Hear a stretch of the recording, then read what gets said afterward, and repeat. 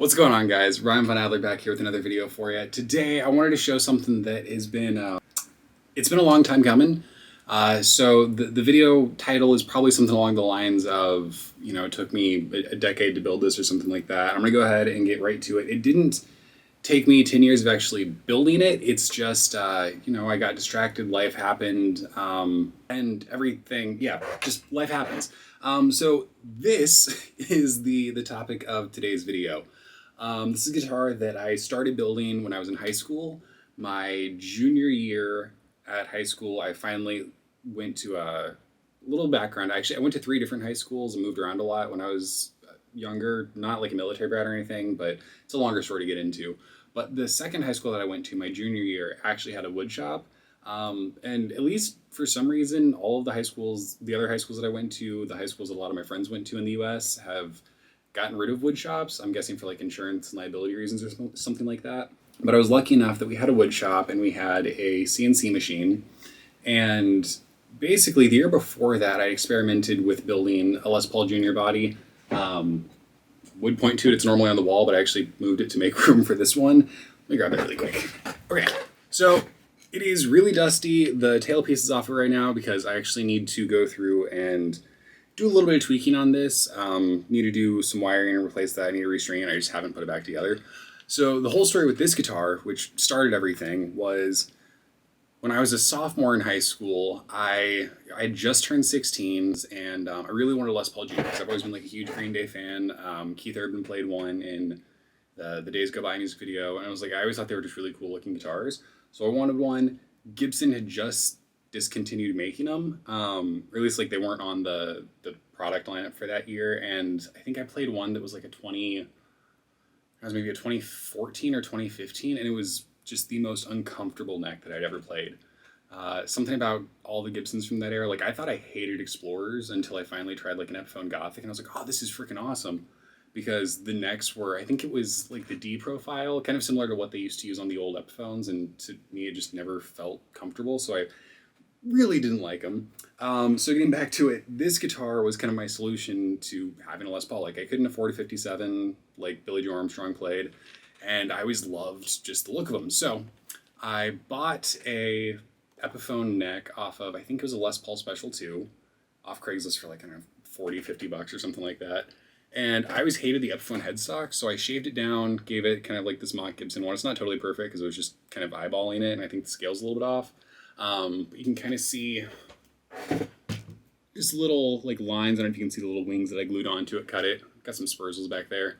But I did end up making it a set neck. So I've never had any issues with this. I know some people are like, hey, it's not built for that, and you're right, it's not. But considering there's no other kind of routing in here, wood glue seems to hold just fine. It stays in tune, never had a problem. But the body is a little bit thinner because I didn't realize that when you put 3/4 and 3/4 together, it's 1.5 inches, not 1 3/4 inches. I don't know, I was 16 and I haven't really gotten that much better at counting and math since then. So it's a little bit lighter, more kind of like an SG as far as like feel and stuff like that. But this was the guitar that kind of got me started building stuff, tinkering around. Learned a lot off of this as far as finishing, as far as wiring, as far as building, all that kind of stuff. So that leads us to this, which was my next attempt. So basically what happened with this was I had started playing around with Fenders. Like before that, I was pretty much almost all kind of Gibson style guitars. The first guitar I ever played was my dad's ES-135. I have my 89 up from Les Paul, which has been my number one since I was like 13, 14. So I've always loved like the stop bar tunematic style stuff. And this was around the time that I met a friend. His dad had I don't even know what year it was, but it was a reissue of a Fender Strat. I think it was like a 50s reissue, but the coolest thing about it was Fiesta Red, had a matching headstock, and it was super comfortable to play. It was like the first Strat I ever played where I was like, this is something I want, and I still kick myself for not buying it. As far as I know, I still know who has it, assuming he hasn't sold it, and one day I will track that guitar down. I don't care how much I have to pay for it, but like that guitar holds a really special place in my heart, so I need that in my collection one day. But I kind of decided to take some of my favorite things and just put it all into one guitar. So originally, I was going to do just a Fender, like a hardtail Strat tailpiece, and I think it was a string through. Ended up losing that over time, and I also never ended up getting string furls for it. But when I built this when I was 16, I carved everything out of a single piece of mahogany. You can see the grain on there. Like, honestly, I think this is such a gorgeous piece of wood. And then I've got the Fender backplate on here. The neck is off of I think it's like a Squire 70 Strat that I, again, got off Craigslist. It was kind of my MO back then. Everything was off Craigslist because it was super cheap. And, as long as you know what you're looking for, you can get some really good deals. I guess now everything's Reverb or Marketplace. But I got that. I didn't like and I still don't really like the 70s, like the really big headstock. So I shaved it down to a Telecaster. Finished everything in Fiesta Red that I got from Re-Ranch.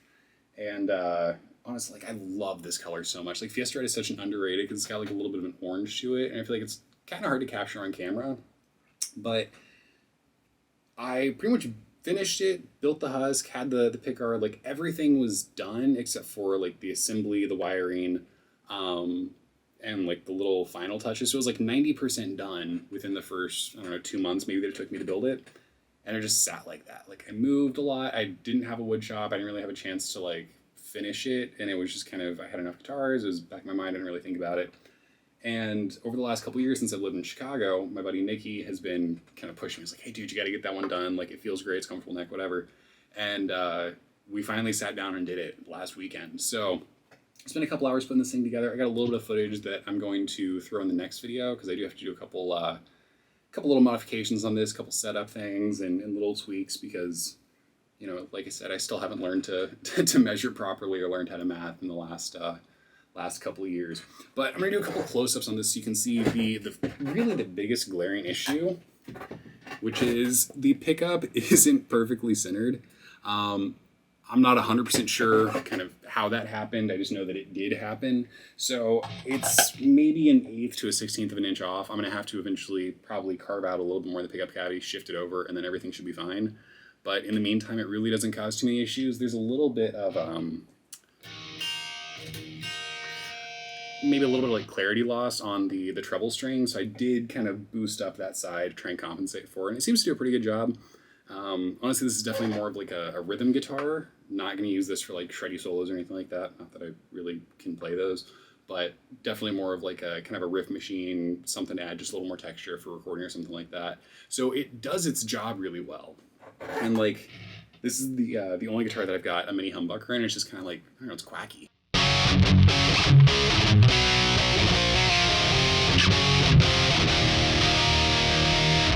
It's just still kind of scratchy because we actually had a leftover pot from another guitar, so I need to go throw some WD-40 in there.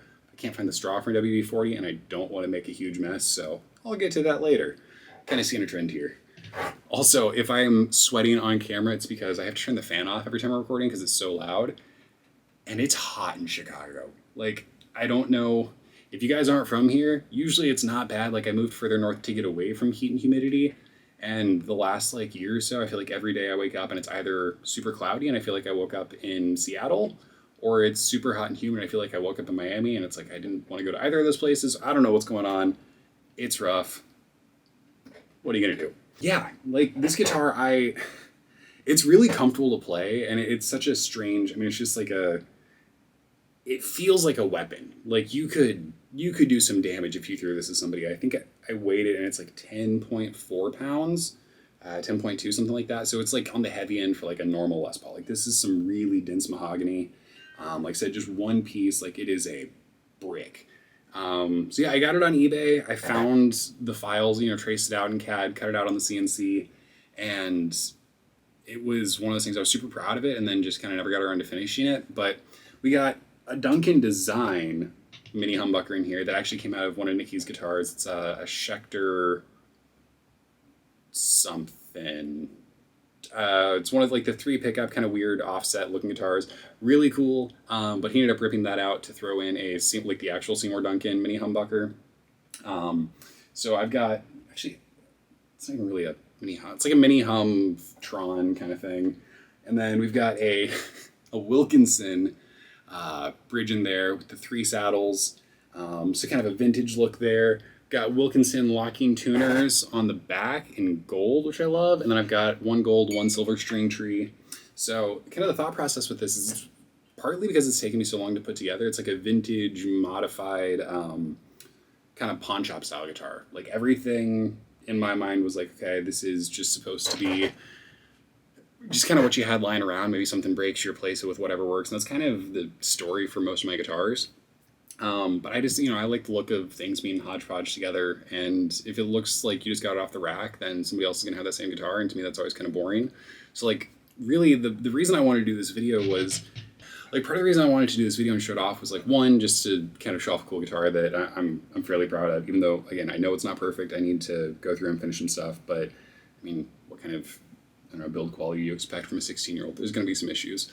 But I think the bigger topic of this video is that, like, you don't have to be perfect for, like, when you're building stuff. Like, there's always, like, I don't want to say good enough is good enough, but, like, as long as it works, as long as it gets the job done, like, that's what matters. So the fact that pickup's a little bit shifted, I don't really care. Like, yeah, I can see a little bit of a gap where the dog ear for the pickup goes down, but I don't really mind it. It's just character. It's something that, like, I know why it's there, and it kind of makes me chuckle a little bit because I should have just measured again, cut once, lesson learned. I'll probably still make the same mistake again.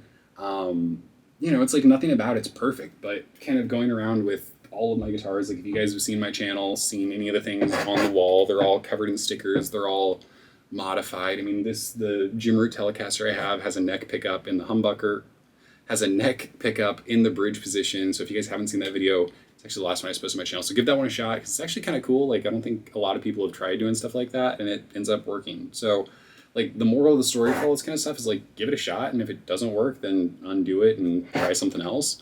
But, like, I'm looking around, and I think I have 2. Of 17 guitars in my collection, I have 2 that are completely stock. One of them is my Fender Aerodyne bass, and really that's only stock because I haven't had the chance of the money to do the slight modifications that I want to do to it, because I want to, swap the pickups, give it some quarter pounders, get a little more oomph, and then maybe get like a badass 3 bridge just for some more weight. And then my Slash Epiphone Firebird, just because I love the APH2 pickups, and there's nothing really in that guitar that I want to change at this point. Not saying that won't happen eventually, but like, I love the way it plays, I love the way it feels, so it's like I haven't really had a reason to do that, and also it's not a super common guitar, and I've never seen someone else play one, so I'm not as bothered by having something that not a ton of other people have. But yeah, like everything musically, I feel like should be an expression of like who you are as a person, and like, I don't know, guitars like this that are totally sticker bombed. Like if you go through any of my guitars and look at the stickers, I feel like you can get a pretty good idea of kind of my personality. It's, there's a sense of humor. There's also a little bit of kind of tongue-in-cheek and, some stupid stuff, but it's also memories. Like I have I'm going to show you this one real fast. Probably shouldn't be showing all of it, but that bottom bit where it says "fuck you" was basically the first parking ticket I ever got, and I'm honestly still kind of ticked off to it to this day, because I was parked in a village outside of Chicago. I was visiting a friend, and I got a ticket the next morning saying that, hey, you couldn't park in village streets between like 2 a.m. and 6 a.m. or something stupid like that. But there's no sign posted. It was one of those things where, like, and Chicago does this a lot. If you guys are from here, you kind of know what I'm talking about, where they'll have something posted at the entrance to like the city, the suburb, they call them villages up here, so it's kind of a weird thing. But they'll have something, they'll say like, hey, no parking on village streets from these hours, and then they just assume that like either you're from there, you know that, but if you're not and you don't happen to see that, you're just going based off of what you see on the street. So I was really angsty, frustrated, so I just took the parking ticket, wrote "fuck you," clear coated it, put it on there. The clear coat ended up like dissolving the ink somehow, but like, again, that's just kind of, it's a little bit of a scrapbook, and something that every time I look down and I see that, I kind of chuckle a little bit. Also makes me kind of frustrated with parking meter attendants. That's a different story, I'm not going to get into that. But yeah, it's like, trying to take any sort of guitar, whether it's, take anything musical, whether it's your instrument, whether it's your songwriting, whether it's, I don't know, the way you look on stage or something like that. It's like, give it some character. And, I want to kind of think about that for everything we do. So I'm kind of rambling at this point. It started off me wanting to show off a guitar that I'd built, but I feel like at this point it's kind of turned into something else. But yeah, like if you guys have made it this far, let me know down in the comment section what you guys think about this guitar. Like I said, I know it's far from perfect. And there's like I said, a couple things that I want to do to kind of tweak it, make it just a little bit better. I also have sweat like dripping down in my eye. That is disgusting. But you know, let me know down in the comments like what you guys think of it. What, you know, if anything you think I should do just to kind of like change it, make it a little bit better, kind of upgrade it, whatever. I'm really excited because like hopefully here in the next couple weeks I'll have a video posted with all of the kind of the tweaks, the modifications, and really get this thing going. But you know, it sounds cool.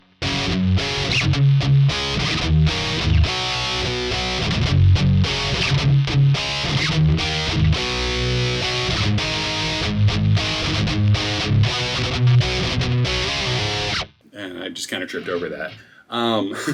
But I'm gonna go ahead. I'm gonna cut myself off here before I ramble too much. But yeah, I just wanted to go ahead and show that off. So I will see you guys in the next one. Hit that like button if you did enjoy this. Hit subscribe if you want to see some more stuff.